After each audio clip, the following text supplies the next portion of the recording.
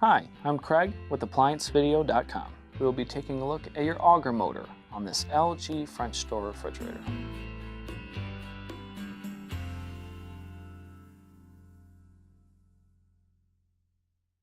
Stop. Before beginning any repair, always be sure to disconnect the power to the appliance.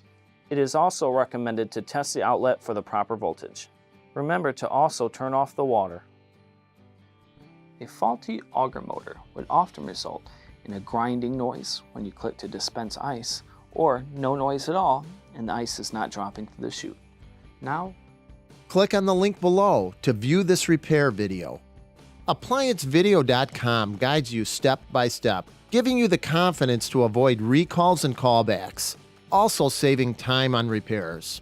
Whether you're up against an uncommon repair or the latest appliance on the market, our videos have been created with you in mind.